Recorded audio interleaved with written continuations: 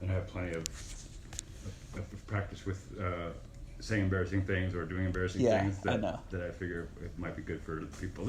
Yeah, I like that too. That's what I really like about certain, like, so one of my podcast guys is Joe Rogan. He sort of got me into it in the first place, and his rule is like he never edits anything because he live streams it.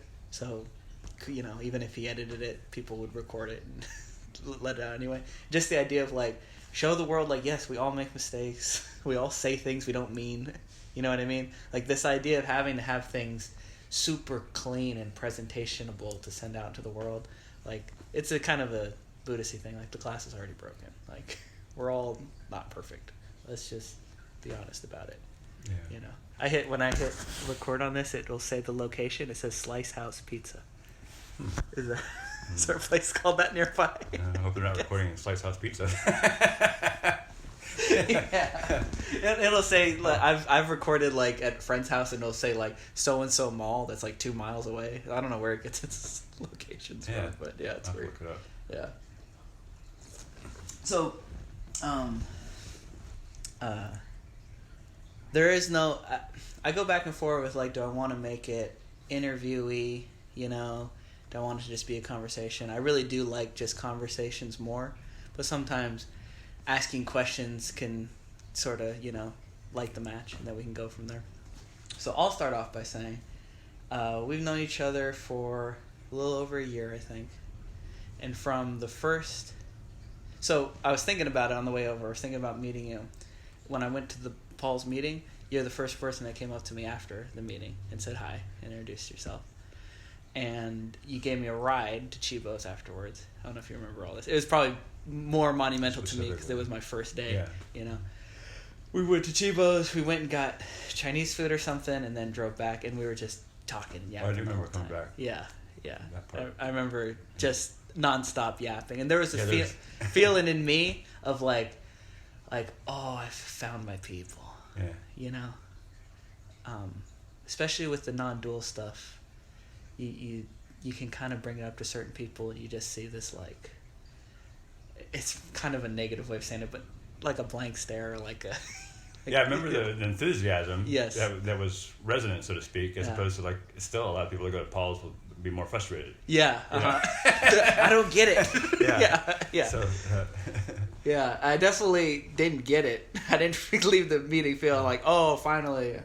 I understand the secrets of the universe and stuff, but there was just an enthusiasm to like, just a willingness to look at things a little different, you know, like to use one of Paul's things, to look back at the camera, like the whole world is saying, out there, it's out there, it's out there. Why don't we just take a little peek back, you know? Oh, like, you know, that's that little shift, kind of can explain a lot of things that I've experienced, and probably most people have experienced throughout their life. You know, like, you know, like Paul says. So I said I've recorded a couple of these. I say if you have a drinking game, and every time I bring up Paul, you're gonna don't do it. You're not gonna make it through the podcast because I'm bringing up Paul constantly. It's Paul and it's Sam Harris. Sam Harris always seems to come up too when I'm talking to people, but so don't do it. You're not gonna survive the podcast. But Paul talks about like when hey kitty, it's our third guest right here, Amelia. The one that gets it naturally. Yeah, exactly. Why are you guys bothering talking about it? Don't you just get it? Hey, here we go. He talks about like if your house is on fire, don't come and say there's no house, right? But after you put the fire out, question like, did you notice that you've been in a lot of house fires? Yeah, right. What's the common denominator? Yeah, what's the common denominator? Yeah. And that was sort of the feeling after leaving the first talk, was like, oh, I think my whole life I was looking for,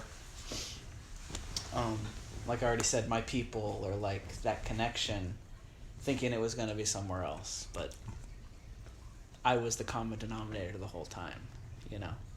And so, anyway, I was thinking about that on the way over here, and just like connecting with you, a lot of enthusiasm, and just that it's only happened a couple times in my life of like, you meet someone and you're like, we're never going to run out of stuff to talk about. Right. This is, you know what I mean? It's so much fun. It's so, we've met for dinner a couple of times, just you and me, and it's just nonstop fun. Yeah, it's kind of the closest thing I would apply to, like, energetically, like people use that term, because just beyond the words. Yeah. It's just you're actually like I don't know how the words for this stuff, but, like bodhisattva, like, your smile, your laugh, and stuff, whatever. On. And genuineness, I don't mean that you have to always be smiling or laughing. Or yeah. I get pissed too. Yeah, and I feel the same way about you, actually. That's what I remember about the first time seeing you. Like, oh, this guy, like, you have a huge smile, and you have a very soft invitingness to you, of like, oh, I can tell this guy anything, and he's not going to judge me, which is a really rare and cool thing to meet, and so if we're to, welcoming, unjudging people, having a conversation, then, the world's going to take it and do and say what they want with it. Yeah, and our hats off to Paul, because that's, and Fred too, everybody, but as far as that things coming together, like when you showed up for yourself, it's just that, I'm not the judger. Yeah. 'Cause it's not like I don't have experiences as a judger, right? Yeah, it arises. So if it's coming across that, that I'm not judging, that's, that's a lot from that. Yeah, I know. That's the funny thing too. When people say, like, "Oh, you're so kind and you're this and that," and you're like, "Man, you don't know me. If you only knew." But it's like, I do. I know you because you're me. That same shit arises in here all the time. And that whole cascade of shit, like, the subsequent accusations that, like, I'm not genuine. I'm not telling this person I'm a judger like anybody else. Yeah, exactly. Right? And then all of that gets short-circuited. Yeah. That's another thing I really enjoy about your perspective is it's hard for me to even explain it, but when you talk about, like, seeing something like that, that cycle of how the self-perpetuating motion of I'm being judgmental, and you judge yourself for being judgmental, then you judge yourself for judging yourself, and then it's off, right? And a lot of times when I've talked with you, I've noticed I'll get on a little roll, and you'll bring up, you'll see that cycle in it, and I really do appreciate that. It's hard to explain. It's good with each other too, because trying to do it in your own head. Yeah, exactly. Is part of the. You're gonna go off real quick. Well, it's just like it's like, judging yourself. Oh, it's not that it's not that I'm judging myself. I'm judging myself. So I'll leave that aside. It's just I don't get it. Yeah. And then, as though that's different, and all this self-reinforced versus, I don't know, putting it out there to another person. Exactly. Yeah. And then something that maybe the mental state could take and write a whole novel about. You talk to someone. Oh yeah, no, that happens to me too. And you just go, oh, it just sort of flattens it right there. And you go, okay, this is just what the mental state does. It's just the activity of that, and it's about, this is what doesn't come up a lot, because it would be just another but, but to use the idea, because it feels, the feeling of being a person, the feeling of being judgmental, right? Mm-hmm. We've all had to get to the place where we're willing to question the reality of that. Exactly. Because those are the things that, and the thoughts would be like a piece of cardboard saying you're judgmental. Why would I believe a cardboard sign? Yeah. But it's when, however we've repeated it, and it becomes feeling. Your belief in it is what gives it all the juice. Yeah. Absolutely.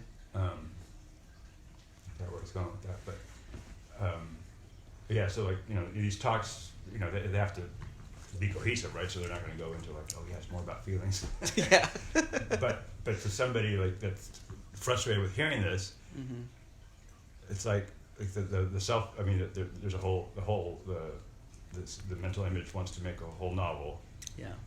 And even that is not happening, right? Because we're right here. There's no novel. No. Even a novel, you have to read one letter at a time, so to speak, or whatever. It exists. But there's this feeling of, like, oh, it's all there. Yeah. That feeling is what really. That's what we kind of help each other with. It short circuits. Absolutely, like, that's a beautiful way of saying it. Being that, we're just.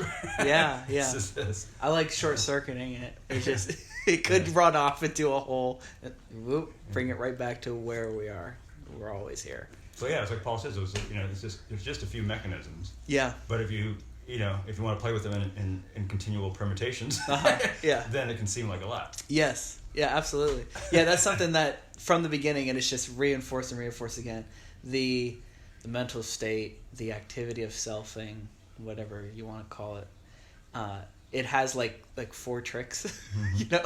It's like turning it back on you, and and then there's a feeling, at least for the way that I experience it, is like once you see it, you go, oh, I see through it. It's never going to happen again. And then you go, oh wait, no, that's a trick. It's never going to happen again. It's infusing it with time. When this shit is all beyond time anyway. So I see the way that it that's like one of the tricks. Is like, let me see how I can get time involved, because once time is involved, there will be no seeing. You will be identified as the dreamt once you start. Believing that any of this is going to exist within time. Mm-hmm. When you're seeing from the dreaming, you see time is an aspect of the dreaming. That's my main. Yes, I mean that's how I probably segued.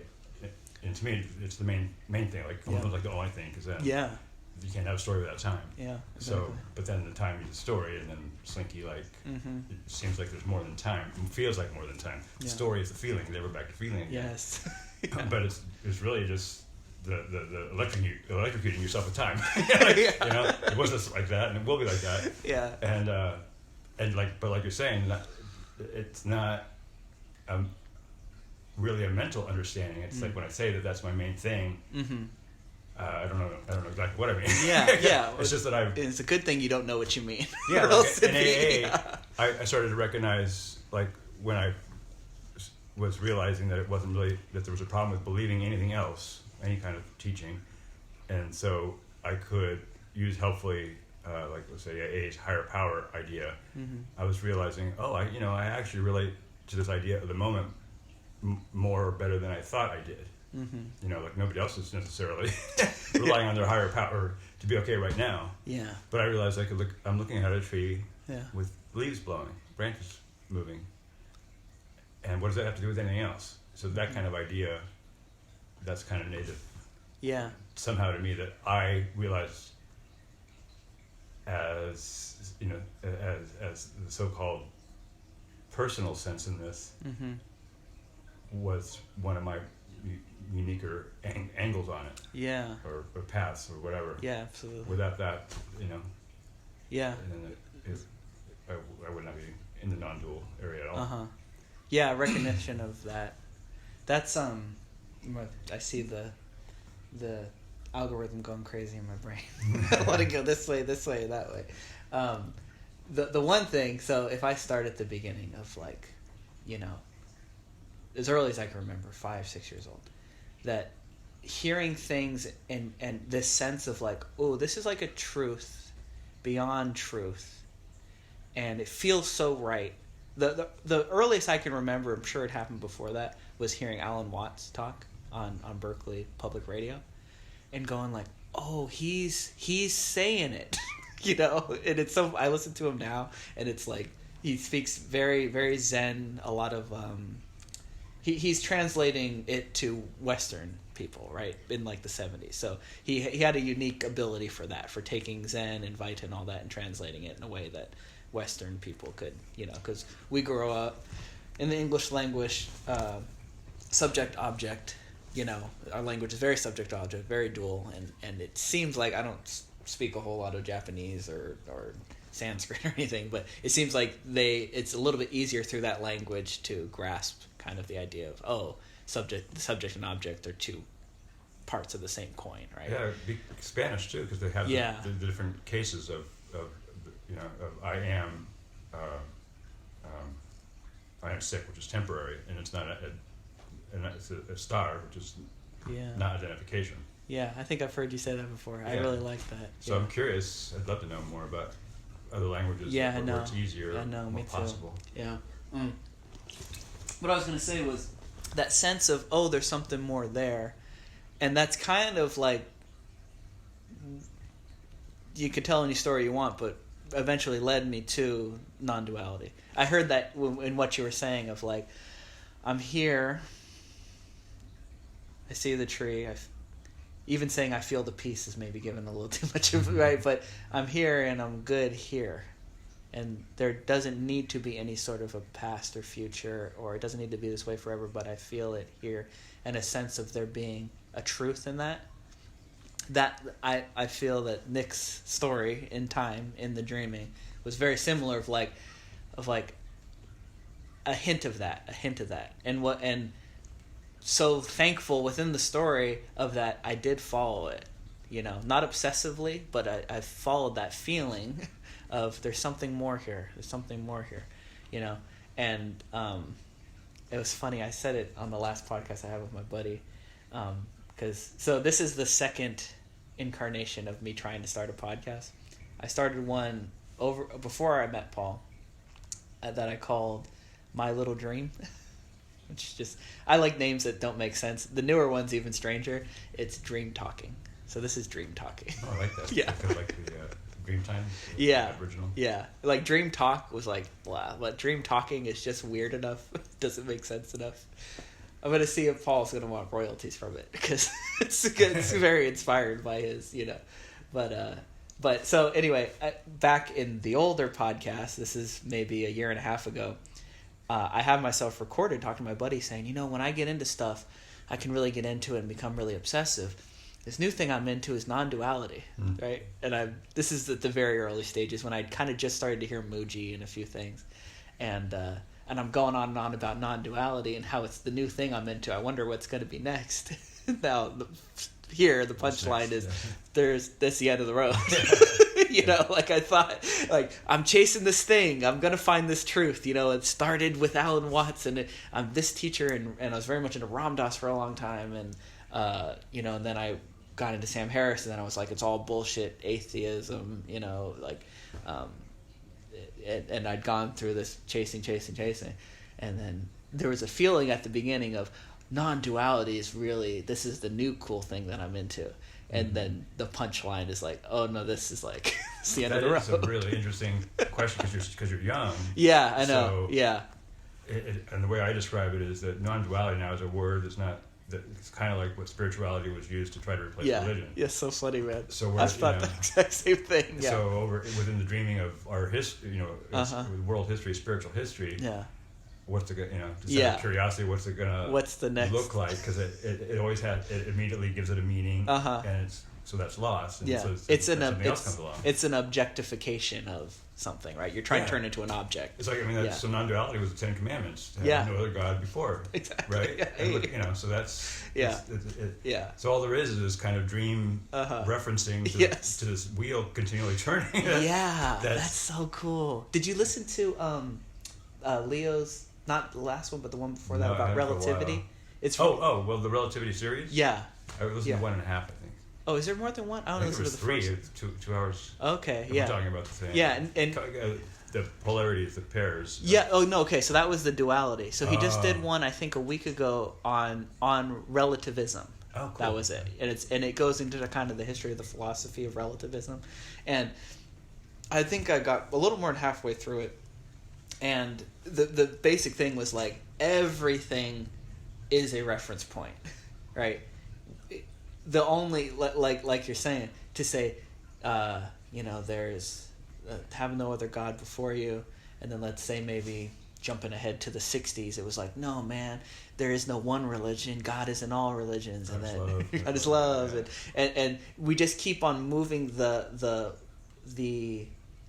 what's the word I'm looking for? The relative place you're looking at it from, right? What's the word I'm looking for? I was just thinking of it the other day. Orientation. Where you're trying to grab an orientation. So I think about it sometimes. I'll trip out. This is something I don't suggest you think about on like mushrooms or acid, but like the fact that you're on a giant rock that's spinning 1,000 miles an hour, and I think it's flying 10,000 miles an hour through emptiness around a giant ball of nuclear fusion. That's Earth spinning around the sun, right? So that's where you are, right? And you're on the side of it. And you feel like you're upright, but upright is just your sense of orientation based on gravity, which is this invisible bending of space-time, right? So once you start seeing that what feels like being very grounded in here is completely relative to your orientation. Like this is the brain is constructing like everything's cool, but you start going like, no, you're on a rock that's flying through infinity. Like kind of another thing, one time I was on mushrooms, I think, and someone said there is no up or down. And I was like, oh shit. like we up and down is only relative to gravity. Like, oh, like that's, so don't listen to this podcast if you're if you're tripping right now. Yeah, that's what's it's odd though, because we are comfortable with that abstract view, obviously. Oh yeah. Like you just described. Yeah. And so it's just a doubling down on the mental program that needs to try to maintain the more, I don't know, it's artificial, but it can't be a long-term orientation, being on the ground, so to speak. Yeah. It's not, and so the mental state will go both ways.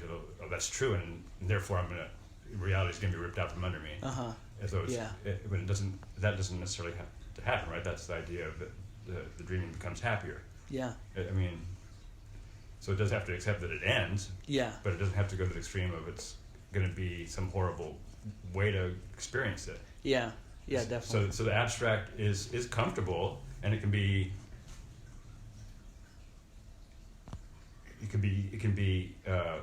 manipulated or owned by the relative to think that it is able to that I know, like Paul's message, right? I know the message, that kind of thing. Yeah. So there's all kinds of perversities that.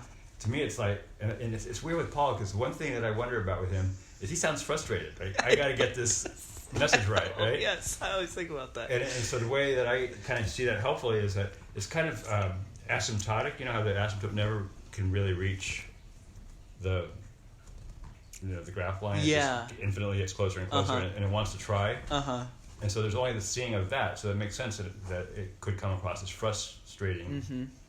But this, the spiritual history is only this one simple little slinky of owning the orientation, and now, of something that's presented as a helpful thing that becomes owned by the orientation. So, like, Jesus was just reformatting the incorrectness of Judaism. Yeah. And so that orientation that was so helpful and obviously had a lot of potential in the way that it became a movement, that orientation was just simply turned upside down, just like they did with Buddha, making it about Hinduism. Jesus. Jesus was the one instead of just the one correcting. Yeah. So. And that's sort of that impulse in humanity to go, oh, we were lied to. Now you showed us the truth. Now this is the new truth. Yeah. Right? Same. Yes. That orientation that... This is the new true orientation forever. It is. Yeah. So... Yeah. And hopefully non-duality is saying, actually, it's orientation-less. Yeah. And so that's why Paul's message is really weird, because it's... one way we could say it is it's so clear, but it can only be asymptotic. Yes. So of course some people are going to be frustrated, and of course it's going to be showing up in 1,000 years as he's going to be like another Jesus. Like, wasn't he so clear? Yeah. And here he was trying to say, no, I wasn't. Yeah. Oh no. I used to think like Jesus sitting in a courtroom with like all the heads of the main denominations of Christianity, and them saying, "This is what you meant," and then he'd be like a Paul, like, "No, I'm saying this," and then this person, "No, really, you meant this, right?"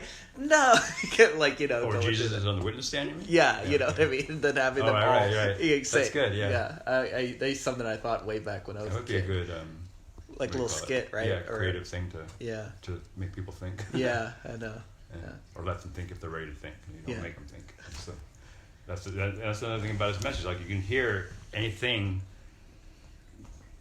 that can help to answer somebody's frustration. Like, it's a spiritual shoe if it fits. Yeah. I love when he says that. Yeah. The shoes seem to fit here. Yeah, and the corollary is though that instead of him being frustrated, it's like there's going to be people that are going to try to be shoving it on and using it as a couple means or whatever. Yeah. That's in duality. That's not possible for the message not to be. Yeah. As clear as he wants to be. Yeah, and I think that the meaning I'm putting into what he does is, he even said this one time. I kind of like it. He's like a performance artist for, call it whatever you want, truth, clarity, call it whatever you want, right? But he's a performance artist for it. So I think the tension of that, maybe the frustration, the people not getting it, because sometimes I call it like he'll have magical moments or something. He'll say something and it hits perfectly here, and I just go, that's the fucking best thing I've ever heard, right? I'm sure you've had similar experiences. That's it. That's as cool as it gets. That's amazing. It's like going to probably see Hendrix back in the day, and he hit a lick that was, how the hell did he do that, right? And I get that with Paul a lot. I had it Saturday at his house. But only the tension could create that magical moment, right? Because he's in a game of using words to go beyond words, right? Using mind to go beyond mind, or that's what Yana, is that how you say it? Jhana yoga? To go beyond wisdom, yeah. That's the game that he's playing. And so it's so funny too. Like, I think it was maybe last Wednesday or maybe the one before that. There's the guy who always shows up and then asks questions that are like not Paul questions about like the body and Kundalini and stuff. And I just sit there. I'm like, man, there's so many other people out there that would love to answer that question, but you come and bring it to Paul. It's so funny to see. But then out of that, sometimes these amazing, beautiful gems of explanation will come out. And that reminds me. So when I first found Fred Davis, the first video I listened to, one of the first things he said was, what I'm about to tell you isn't the truth. How do I know it's not the truth? Because it's coming through language. I can't speak the truth. I can only point to it. And I remember hearing this podcast on, like, not the best recorded sound quality, kind of like this podcast, kind of like Paul's. That it's not the best, it's not all clean and produced and stuff. And I just hear this guy say, and I go, I've been waiting for someone to admit that their whole life. Like, my whole life, I've been waiting for someone to say, this isn't the truth. You know why? Because it's coming through language. It's a relative truth. Yeah. It can speak to something, but the words themselves is not the truth. And that just was like, it was very... That was a tension that had been built up my whole life, that it was finally like, oh, okay, they're not going to claim that this is it, that it's the word. The words are going to point to something. The words are going to point to the tree, looking at the tree and the breeze, and I'm here. Yeah. And then even beyond that, Actually, Fred just said recently something I haven't heard anywhere else, is that silence is the most accurate teacher, and dialogue or whatever speech is the most efficient. And I think that's when it occurred to me too, that there's areas of life, the dreaming, that are conducive or not antithetical, or not as much doesn't have to be as much suffering towards a happy dreaming of waking up. That like the Bible saying that sex is it's made right by God, or is not condemned by God, whatever. Mm-hmm. So the idea of relationship, kind of obviously, but not obviously in the sense absolutely, like, because there's the other polarity of being more monastic and removal. Yeah. So again, that's where the same thing is silence and speech. Mm-hmm. So it's like the middle way too, like Buddhist, so like for people that want to get upset, at Paul or Fred for, oh no, all this talk is this bad, that it's ego or something like that. Mm-hmm. No, I actually see it as the redemption of language. Yeah, that's beautiful. Because otherwise, language is this imagined linear thing about a separate Father God. Yeah. That those misfires. Language is on that same level. Language naturally redeems. No, it circles back to nothing. Yeah. But that's the art. That's the creativeness. That there's a circle of nothing, but it's still a dance. What's a dance? You're not going anywhere. Yeah, exactly. That's the point of the dance. But it's still a dreaming and more and happier. Yeah. I love the redemption of language. Yeah, it's like the redemption of sex and relationships that can be just egos trying to get off on each other. Yeah. And it can be actually, that's not, language is more my realm, but the language, I can see the similarity of the metaphor with sex and relationships. Yeah, no, totally. Yeah. Man, that's so cool. That's so beautiful. Yeah, and it's just, it's like disarming, as Paul would say. And that's what it's about. That's what I love when he says that. When he says this is not a call to arms, this is a disarming. Yeah, and that's like, I got no better word for it, but like freeing. It's like, fuck, that's freeing. It is, man. It's just like I see the action figure chilling out to a state it has never imagined. And in seemingly stressful, chaotic life circumstances, because it's nonstop. I got 5 kids. I work a lot. I drive all over the damn place. Like the chaos of life has not slowed down at all. But me being able to travel lighter, to rest in the same, and I'll see things where someone will say something or something will happen, and I'm like, I'm good. I go, man, there was times that I can remember that this would have been an ordeal. This would have ruined my day. This might have ruined my week. And I'm like, but it is what it is. And that freeing, that disarming of just like meeting life where it's at, meeting the dreaming, there's obviously this dreaming is happening. Right. I was almost going to say for a reason, but it's just good there. This dreaming is happening. There's no getting around it, and really, like, as cool as all this is, I find myself coming back to the meetings because it helps the action figure chill out. Oh yeah. That's really what it's about. Yeah. Yeah, that's something I get funny from Paul occasionally, like in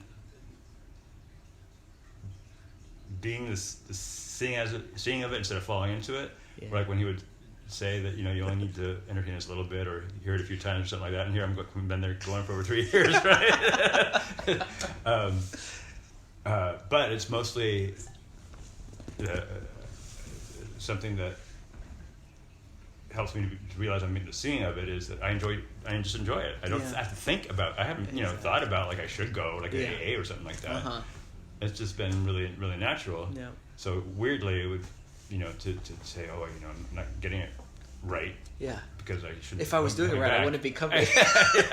Yeah. I don't know. Yeah. No, I definitely get that, man. And I say too. I've said it. Probably to you. I've said it to Keith a couple of times. Like every time I'm able to make it to a meeting, it's like a small miracle. Because there's I haven't been to a movie in the theaters in 6 years. Mm-hmm. Like I don't have the time to go to a movie. It's nonstop. It's work and it's family and it's nonstop and it's nonstop. And the dreaming. I was gonna say the universe. That'd be like a more new age way of saying it. The dreaming finds a way to conspire to where I sort of end up at the meetings again and again. And I'm like, I'm not gonna fight it, because I one part, it's like it would be like being the biggest rock and roll fan ever and getting to go watch Jimi Hendrix front row twice a week. You know what I mean? Yeah. It's like the coolest thing ever. Yeah. It's like being a classical music fan and getting to go see Mozart and then go out with him and have coffee afterwards. Yeah, you know what I mean? So it's just the coolest thing ever. Yeah. Plus, the action figure is getting a benefit from it. It's traveling lighter, absolutely, and it's noticeable. And yeah, I just very thankful to have found Paul, to all you guys, the camaraderie, the hanging out, the laughing. We just, it's just like, man, it's so simple, but it's like you really can't ask for much more. I feel very, very blessed, very lucky. Yeah, and I'm kind of a poster child as far as it coming from out of nowhere. Like I didn't really know about non-duality. Yeah. Until a little bit into this last day AA sobriety period. So it really does feel like it's handed to me. There's no, and more confidence in that. So like that's what I'm talking about, like when the ideas start coming in, when I hear Paul sound a little crotchety and like maybe I'm not supposed to be coming back, that kind of thing. I also hear that the thing is that that involvement, that starting to think about it is the starting of the fire. Exactly. Okay. So that, and it just fizzles. Take the match away. And then, and this is what's really cool too. It's like the idea that you notice things by their absence, that things are working. I know, I love that. So it sounds, at first it was kind of cool that, you get to notice it, right? And so like you get to feel a little pride or something like that. Yeah. And then I realized people are pointing that out as a warning too. Yeah. Because actually, that's how the action. That's how the character is going to want to own it, maybe. Put its it involve itself in it. I noticed it and I stopped it. Yeah. So now you're talking a lot lot about how you're noticing things by their absence, right? Yeah. Versus recognizing, I might not ever note this again. Like, it doesn't matter. Yeah. Yeah. Wow, that's the real freedom. Yeah. It never even comes up, and I don't even think about it never coming up. Yeah. Yeah. So that kind of trajectory, which is like more like backing up, that's you can't see what's behind you. Yes. And so I might, get to enjoy a little bit, noticing by absence. I might realize, I'm learning to let the fire fizzle instead of continuing to blow, air on it. Yeah. And then those things will go away too, Yeah, I know, man. And that's something that like Paul says, which does resonate for sure, is he goes like, people ask me how I'm doing, and I don't know. Right, we talked about that. Yeah. Like, that's free. Yeah. I don't know. I was listening to Oprah today. She had Eckhart Tolle on. I was listening to the podcast on my way to work. Yeah. Oh. Yeah, she has him on a lot.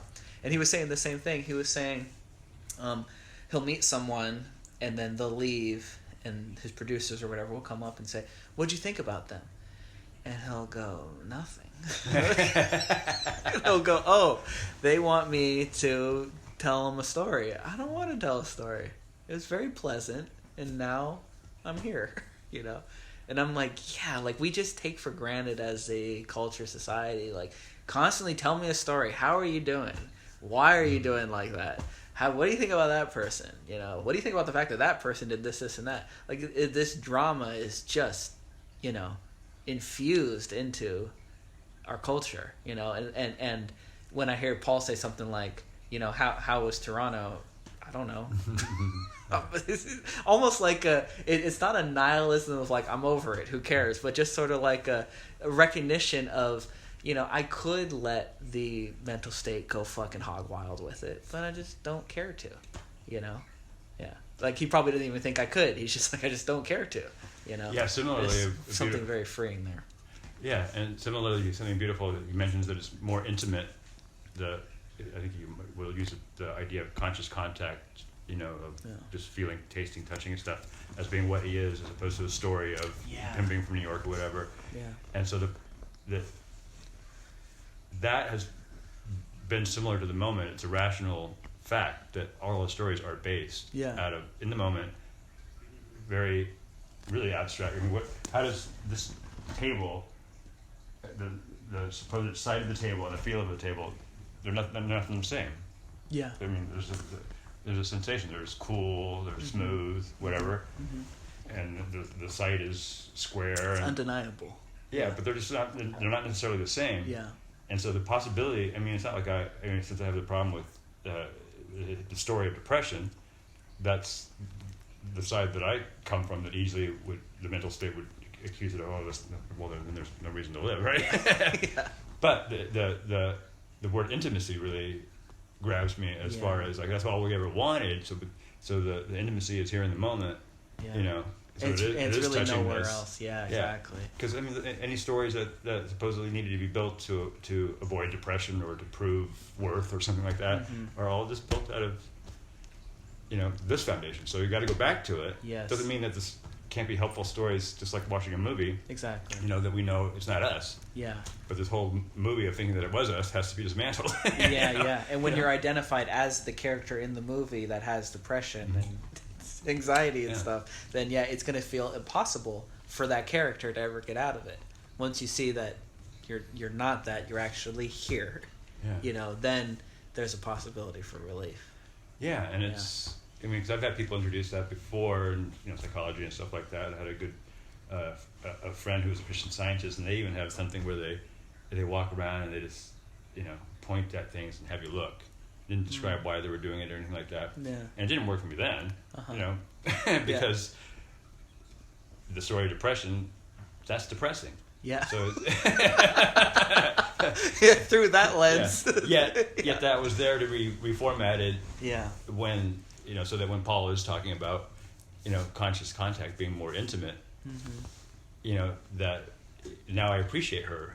Yeah. Being there, and that that was what that life was moving that. And that's what's fascinating about love is for all these possibilities, these dramas, these buts and whatever, these only two things, an infinite permutation that seems so irredeemable and impossible to get out of, to be at a place where I'm interested and glad to like do something like she did if that were called for. Yeah. Or just listen to somebody talk about depression. Yeah. Without saying, you better do this because that's a fix. I know how to fix it. Yeah. So to have confidence in the intimacy of this moment. Yes. Trust. Trust. Just whether it's here or together. Whatever. Is it an AA thing? Trusting in something infinite instead of finite self. Yeah. In fact, Paul says it all the time. Yeah. Is that an AA thing though? I don't know. If it's infinite, but probably. Yeah. But yeah, that's it. The infiniteness of this moment. There is no story or time in this moment, right? And actually, then getting back to subject object, like being in the moment, like no, actually, like you.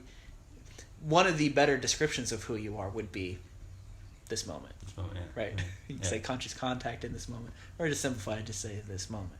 And a little thing I have it written in my truck. I read it every day. Is what in this moment is lacking. And if you check in enough times, it doesn't answer it, but check in. Like obviously nothing. How could anything be lacking? There'll be a lot of stories about I'm lacking food, I'm lacking a coffee, I'm lacking right. But actually check in. What is lacking? Oh, nothing. How could there be anything? And that's it's one of the things that's easy to see when you see it, and it's impossible to see when you're identified as something that is someone that is lacking something, or someone that is missing something, or that just that next thing is going to be. I see it with people my age that I work with or that I know, 20s, early 30s, that they really do believe that next truck is gonna that's gonna be it, or once they finally get that girl in bed or they get in her pants, that's gonna be it. And I'm just like, man, the last 20 times didn't show you that it wasn't. And then I see subtle ways in which I'm doing it too. Well, just that one right there, because that's the funny thing about having the eyes to see and the ears to hear is more for the person who's having the eyes and ears to hear, not to tell somebody else, oh, you don't have the eyes and ears. Because there's going to be the sense of, like, why don't they get it? And that's a very real feeling. Yes. That is kind of that backing up, right? Like, oh, that's still me having a sense that something should be done. Different than what it is. Yeah. So absolutely, man. Yep, I know. Yeah, it's so funny. Oh yeah, and that's why there's the interest in giving and speaking of it, letting it have its day. Yeah, shining a light on it. Right, because it's not being involved with, like Paul says, once it leaves here, it doesn't matter what happens out there, because it is for this life as this seeming play at separate dreaming, as it unseparates, undreams, to give without expectation or whatever. Not the common way of understanding it, that you're supposed to be able to figure out how to say it for their sake. Yeah. That's the common understanding. Yeah, and it's funny too. Like part of the reason that I was thinking of doing this podcast was there's always has been this drive of like a creative outlet, and I used to write music and like kind of singer-songwriter, like Bob Dylan, Paul Simon-y kind of stuff, right? And I remember a feeling of like, I'm writing this song, it's coming through, but I want people to get it the way I want them to get it. you know, because this song has a message and it's important and da-da-da. I used to write, and same thing when I was writing and stuff. And the latest thing of doing podcasts is just like, don't let there be any editing. Don't go back and say, nope, I want them to get it like this, this, and that. In real time, just let it spill out. You know what I mean? And then maybe in the sloppy imperfection of it just spilling out, so there'll be a glimpse of someone going, oh, I'm not alone. You know, like you're that sense, like that. If there is any like goal of this, because that's what podcasting was for me. When I found podcasters, I go, oh, I thought I was the only one. You know, I thought I was the only one that was fucking crazy or that went through this stuff and all this and that. No, they go through it too. And then this sense of like, oh, okay, it's maybe my own little version of AA. I never been to an AA meeting, but like, you know, I start drinking and then I find myself attracted to men in uniform. I get arrested, you know. Oh, I'm not the only one. Oh, obviously they're not my thoughts. That was the sense for me of hearing. It was just like, I thought I'm the fucking crazy one. The whole world sees things a certain way. I'm the only one. Oh no, there's other people out there. So if there's like any goal coming out of this, it's just let it out. Truthful genuineness, and you know. Then there's a sharing. And it's the underlying trust that is operating, and whether that comes to us to another person as seeming sloppy and imperfect and sort of comfortable, or they might take it as, oh my God, that's the most poignant, perfect, exactly. You know, non-sloppy thing I've ever heard, because it's the trust that's more abstract, so to speak. Speaking from something deeper, or they're seeing something deeper. Yeah. That's what is so freeing and loving and I call it trusting, right? Because the action figure thinking that it's doing the trusting is, oh, now am I trusting God right? Playing you know? God. Yeah, definitely. Not trusting right. And then it freezes up or whatever, and then I'm not being genuine right. Yeah. Right. And then if you can, that's that asymptotic thing that's a leap of faith. Then it becomes like, oh, it's not about now getting mad that I was trusting as a character. It's like, oh, I can see that the character again tried to own it. Yeah. And there's just pure trusting of that. Mm-hmm. Yeah, more and more trusting. And it's all included. Yeah. Yeah, it has to be. In time, it can be more. It seemed like more and more, but that's just part of the game. Yeah. It's one of its no reasons. So. Little. Yeah, it is what it is. Yeah. And then, like you said, and then I have moments in the day. A lot of times, especially, I don't know if it's this time of year, trees are particularly greener. I don't know. Maybe I'm giving it the meaning. See the trees blowing in the wind, and you feel the breeze, and you're just like, oh yeah, I don't need to talk about any of this. Like, you know, this is it. I'm here. And the one that's just like reliable there every single day is when I walk in through the front door and my two little daughters run up to me. It's just like, this is better than heaven.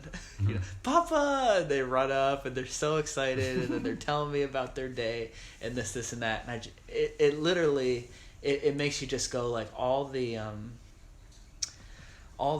neuroses, all the mental, you know, projections in time of, you know, are we gonna make rent? Are the kid's gonna get into the college? Am I gonna get the promotion at work? All this, it's gone. You just go, oh, this is a reminder. This is what is important. This is like, what a blessing to just, you know, because the dreaming is there. This dreaming is gonna happen no matter what. It's undeniable, right? So what a blessing that you can see the spirals for what they are, and just go, oh yeah, it's like heaven on earth. You really, you know what I mean? When you stare from that place and you go, I'm creating all the drama. As you know, the mental state, creating all the drama, creating all the projections in time, and this and that. And yeah, I don't know where I was going with that, but just, that's what the word redemption means for me, is that ability, simply that to let it drop, be trusting, whatever you want to call it, instantly reformats. Yeah. You know, as opposed to how the orientation tries to own it, and it becomes about someone needing to be redeemed. Yeah. It just, oh wow, that's beautiful. So because it's weird that instead of like you need to do these steps to redeem yourself for this action you did. Yeah. Like no, it's actually no. It's just that everybody has that. It's constantly happening, as Paul would say. Like when you go to sleep, you go to sleep. Yeah. So the lights are out. But yeah, so and to have more, and allow attention to be there more. Yeah. You know, as opposed to thinking that it can't or something. You know, Yeah. More of the victim mode. Yeah, but, or even I need to do something to let the attention be here more. Yeah. It's just a reference, not an orientation. You know, Yes. But it tries to be an orientation. It's because it's fascinating. Like we're kind of polarities as far as me having come from the more depressive. I didn't get a job. I didn't have kids. I didn't. Right? Yeah. I don't do anything with my life. That whole stuff. And to think that is, other people can get to know that they're not especially different, right? Because they're at least, having kids, or they're at least having a job, or they're at least, right? Some basic thing that's like something to hold on to. Like, right. So they can have it's an identity sense of like, well, I got to be at least somewhat like everyone else because I did this thing that everyone else does. Yeah, at least something, right? Uh-huh. And so between hearing enough of you guys that that are also not feeling satisfied, seeing the different ones that think that way about the more doing end of things, and then they had enough hits of how obviously then this isn't different. Yeah. And he does things, it's not, doesn't do nothing at all. Yeah. So that window of opportunity to be the one who's thinking I'll never get out of all this doing, or the one who's thinking I don't do enough, they're not different. Yeah. But the feeling of burning down houses, like not producing kids for the world or something like that. Yeah. It's like, well, other people don't care. They never even think in terms of having to have a kid. Yeah. So it's just that feeling of burning down houses that stopped there before I label it with because I'm not doing enough. Yeah. Or because I insulted somebody. That's good shit, man. Yeah, that really is. There's that feeling. Yeah, that feeling. The feeling is yes, and it's like that feeling arises, and then the mental state tells the story. Yes. Right. Yes. Everyone's having it. So take your pick. It's because I never had kids and I'm a disappointment, or it's because I did have kids and I'm screwing them up. Like it's good, but God, that's so good. So this is first Sam Harris mentioned. This is the first time I heard it was he's a neuroscientist, and he was talking about. Have you ever heard the split brain theory? That they talk in historical development. One sort of talking to the other. Yeah, well, so this I'm just gonna say split brain theory, split brain experiments. Oh. So there's now, fact check me. I'm not gonna get all the phrases exactly right, but they basically there's neurons that connect the right brain to the left brain, and there is some sort of seizure that people have, and the only cure is to separate that connective tissue. So you basically have like two brains, right? And they aren't communicating back and forth to each other, right? And the first time I heard this really opened. This was another like, man, I always had a suspicion, and you really just nailed it, Sam. So he's talking about I think it's so the right brain is the kind of creative. The right brain, this is again my interpretation, is more like non-dual. It's like in the moment. It doesn't see separation. It's taking everything in as one. It's kind of intuitive, right? It just sort of just is. Maybe you could even say reactionary. It's just sort of here, right? And the left brain is its whole job is to categorize. This is separate from this, is separate from that, is separate from this. And the right brain can almost never see things in the present moment. It's constantly reference to the past, reference to the future. How does this refer to the past? How does it refer to the future? To categorize. So that part of the brain is more in charge of language and that kind of stuff. So you can, I don't know exactly how they do this, but you can talk to somebody through one brain, or you can show them images. That's it. So the right brain is controlled by the left eye is controlled by the right brain. So you can show the right brain an image of Coke. This is the more in the moment, non-dual, all is one side. Show them a picture of a Coke, and then get rid of the picture, and then uncover the eye. And the person will be sitting there, and they'll get up, and they'll go over to the fridge, and they'll grab a Coke. Oh. They'll sit down, and they'll start drinking the Coke. And then you'll say, why did you go get that Coke? And they'll start telling you a story about why they went and got the Coke. Mm-hmm. They'll go, oh, I was thirsty, and this, and that, right? So it was implanted, and then the I always get this wrong. The left brain's illogical, is like, fuck, they know I gotta start telling them a story. Like, it's right. Otherwise, it won't move. Exactly right. And so that's kind of like what's going on all the time. Is that this is Paul like 101. There's an arising, and then there's a story about it. There's a claiming and a story about it. There's an arising, and there's a claiming and a story about it, right? And you were saying, so that was it. So that feeling of you can call it anxiety, you can call it depression or whatever, arises, and then the left brain, like, oh shit, I got to tell him why I got the Coke. The left brain is saying, I got to figure out a reason for this feeling. I wouldn't have this feeling for no reason. It's got to be because kids, because because I got fired from my job. Da, da, da, da, da.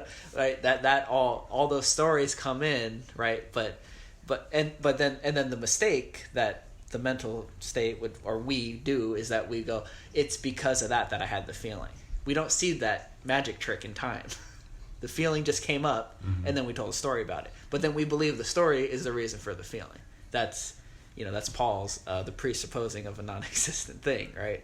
Yeah. It's and that whole rabbit hole just within that. Yeah, exactly. Because at first it works supposedly for people. Yeah. They have kids and they feel happy, and jobs work, but then they start to. But it also has a counter element that stresses you out, wears you down. So. I'm not a good parent because I'm not happy all the time, and I yelled at them. And so it can't help come up with bad story. Yeah, exactly. It's going to find a bad story in there if you give it enough time. It goes to a bottom. Addiction and depression and stuff like that. Yeah. That I guess you'd call it the creative part of the brain is always there to just see it as a momentary story and accept it as that. Exactly. Kind of like just the order of the right hemisphere being subservient to the left, right? Yeah, and that's funny. As opposed to getting the idea of having free will. Yeah. Then run it with that loop. Yeah, it's funny, man. I see it in people. It seems like a good majority of the non-dual people. So besides Paul, I used to go and see this other guy who actually gave up teaching. Michael Rodriguez, I think I told you about him before. He did. He gave or somebody else. Okay, yeah. Well, you did. So he gave up teaching. He wrote a book. He doesn't have anything on YouTube anymore, and he's just off. Did he take old stuff off? Yeah. Really? Yeah. Interesting. Yeah. I wonder why. Did he leave one saying why? We gotta know why. Give us a good left brain explanation for this. We need a reason. Yeah, I Skyped with him once since all that, and he didn't really mention it. He just said it was kind of too much, and he just decided to chill out, and he doesn't know that he's never going to go back to it, but But anyway, so I went to I think a few of his songs, and a lot of the people that I would meet, especially the younger people, but even some of the older. I was sort of like the odd one because I had a family and kids. A lot of them didn't, and I could see in them a like, oh, maybe that's the answer. Have kids. You know what I mean? I would just be like, it's not. Like, whatever you think that's gonna bring, like, it's the same as like, once I go have the drink, then that'll be the answer, right? Or you can say once I go have the brownie, or once I go get the job, or once I have enough money, or once I get the car. Kids are like that on steroids. Like, once I have a family and kids, they're going to be doing the same thing you did. So. You know what I mean? Like, that's an Alan Watts thing. Alan Watts talks about just getting a job just for the money to go on living. Getting a job you don't like to go on living, which is in your life is mostly doing what you don't like, yeah. which is your job, right? And then you raise kids, but you have to keep doing your job to raise them. So you have to keep on doing what you're not doing, so that they can grow up and then they can get a job and keep doing what they don't enjoy doing. You know, like that cycle of like. That is a great, like, you know, so-called historical perspective about a way to describe being in the moment. Not being in the moment as in like an instruction, but how that can be quote unquote the answer, because like in AA, when Paul quotes this a lot, if you find yourself in circumstances you know it's wrong and you shouldn't be there and you didn't deserve it, you know, then you have the moral inventory that's supposed to help you see what decisions were made on the past based on self. Mm-hmm. That is always involved in order for this to be happening, not to you, but that is inherently fearful, to be trying to think in terms of, oh my God, what did I do? Yeah. You know, that's why it wouldn't work with AA. Mm-hmm. And so what I mean by the answer is, in a way, there's a weird resorting to that is the same fear that's moving all along, like you're saying, with kids, stuff like that. So like now I've just done something especially bad by having kids. You know, like I've introduced them to this world, and now they're doing the same thing I did, and I should have just not had them. Yeah, that's a heavy one, man. And that is from the moral inventory side. That's what AA people do, and it can be helpful to realize, maybe I had kids out of fear, and that's what the ego interpretation way of looking things at is, and it can seem. If you continue to look at it that way, everything else will continue to look at it that way. Exactly. Even to this point where I'm supposed to be doing a moral inventory. Oh, but I'm right here, right now. It's a part of it, yeah. Yeah, so, you know, it's weird how, you know, it's skillful in a non-dual way, because it might bring you asymptotically to, like, dropping the whole moral inventory. That's what I mean by asymptotically. Yeah. But that the real value, the right-sided up is the moment that it's like, oh, I can stop right now facing decisions on self and fear. Yeah, and the only time you can stop is right now. Yeah, because I mean, not an I, because that's fearful. Yeah. But the only time that there can be a stopping is now. Now, yeah. So there's no, you know, nothing wrong. The kids aren't wrong. You know, I wasn't wrong to have kids. And, my parents weren't wrong to have me. Yeah. All that can be possible if you're thinking in terms of what's the fearful decision. Yeah, and that's that. It's about not having it now. That's that instant. What was you said earlier? Instant, not revelation, redemption. That's that. Yeah. That's that. Always available at all times. Always available no at all times. And it's a really, and those are just words. That's the leap of faith. Yeah, that gives you a, man, that's it. Yeah. I know. And what's a greater gift to give to your kids then? Exactly. Right. Yeah, I know. And I try to like it's. But when I talk to them a lot, I have a space in me of like if you can get it across to them that everything is just fine, just the way it is, you know. And it's tough, but I think Upon Having Never Left really nails it on the head, like that. It's just, upon having never, you can't leave. And you can't get anything wrong. I like that languaging too. You can't get anything wrong. Again, it's just words, because the character's like, oh, I'm going to do something especially wrong. But, like, you know, okay, well, I didn't get that wrong either. Okay, good. I get that with a lot of men, younger men that I talk to. They're just like, I can't do anything wrong. I'm gonna go fucking hog wild then, and I'm gonna, you know. It's like, okay, and then I said this on the last podcast I had with my buddy. I said, okay, who is it that's wanting to do all that? And he goes, oh, there you go. Just like an instant recognition of like, you know. But it's gonna use any logic, you know, that it can to make itself relevant. You know, the mental state, the self thing. It's so beautiful, man. God, see, this is really why I do enjoy talking with you. You really have such a way of looking at things. It's really cool. I noticed your shirt. The hamster, it's so cool. Pulled it out yesterday, so it hamster wheel in the brain. Where'd you find that? Somebody told me about it, and I ordered it. Right on. I forget the name of the place that had it. I was just listening to Fred Davis on the way over here. He was talking about a hamster wheel. Oh, when you're the hamster on the wheel, you really do feel like you're getting somewhere. Yeah. Right? You're still in the same spot. You know? That's like, man, I'm really working. My muscles are getting bigger. I'm really getting somewhere, but you're still on the wheel. Yeah. And then it turns out you want to get off. Yeah. But you're a victim of it now. I've been on this wheel for this is bullshit. Yeah. I can't believe I spent all that time on the wheel. You're still on the wheel. You know, like all that resentment or whatever the hell you want to say, you're still on the wheel. And just realizing, that's really, it's so simple but so radical. Like, you only can step off the wheel here. Yeah. There only is redemption here. You know, time is so just ingrained, whether it's our culture or just being a human. It's like, it's so hard for the mental state cannot make sense of anything unless time is in there. It's got to have the element of time. And once you take out that element of time, it you know, there's nothing to ground all the other bullshit in. Yeah, that primary number. No, the primary idea. The primary idea. That the dreaming is only the invention, the idea of forgetting itself or identifying as a separate self in order to forget. Yeah. That's. I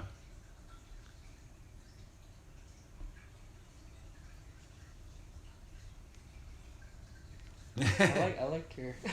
That's nice to have that swollen in the background, the fish tank. Nice little bases.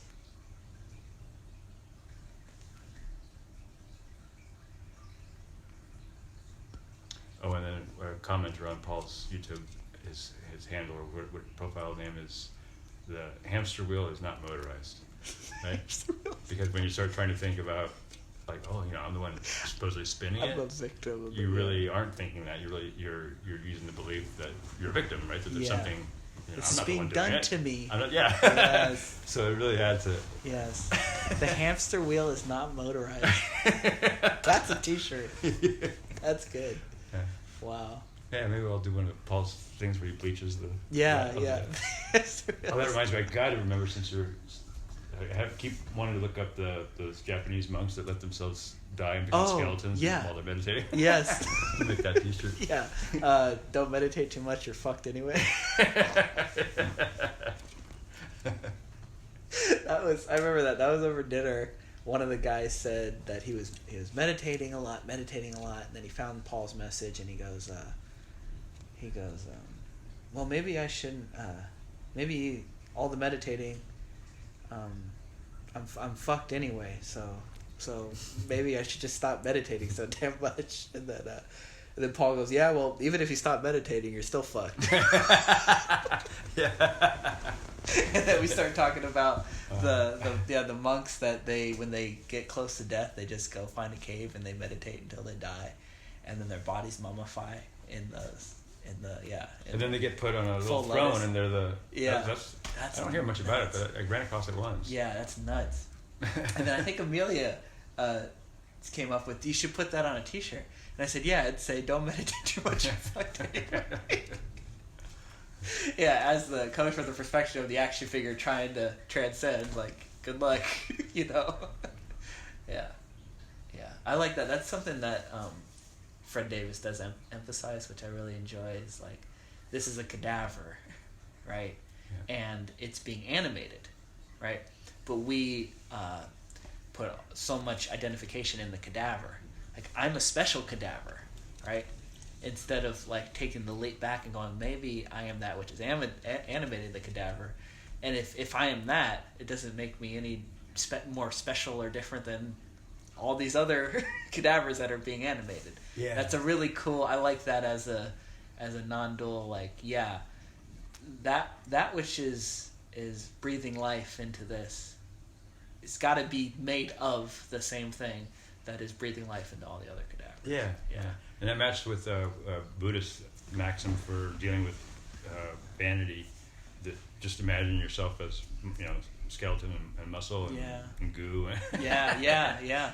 That's one of the Tibetan things they do, like going into like the your like the shit in your colon and like all the all the growth, and then imagine your body decomposing and maggots eating it and this and that. and then you see all the stuff come up, like a oh yeah, it's funny. I said this on the last podcast again. I grew up in kind of a spiritual community, and I was always, from when I was really young, I was told you're not the body, right? You're not the body. You're not the body.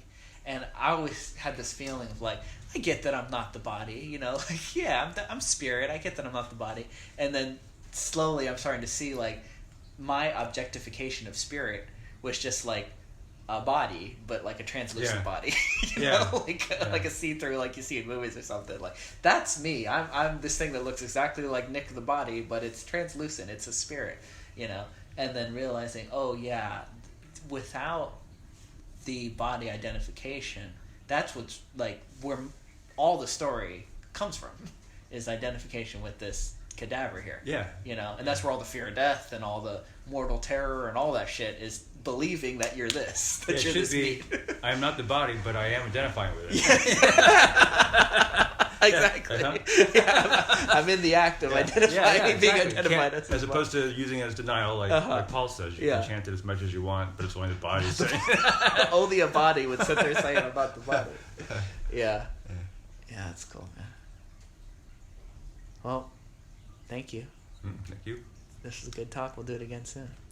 Do you want to this is just a habit because I've listened to so many podcasts. Do you want to promote anything? Do you have a website, or like don't you said you have a blog website? No, not a blog. But I bought, on Namecheap, I went through the format. I called it it's my email address, buddhacall.me. Buddhacall.me.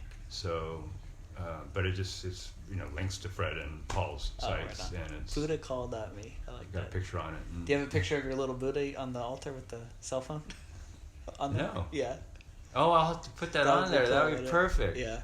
Oh, cool. Yeah, that'll be excellent. Right on. All right, Mike. Thank you.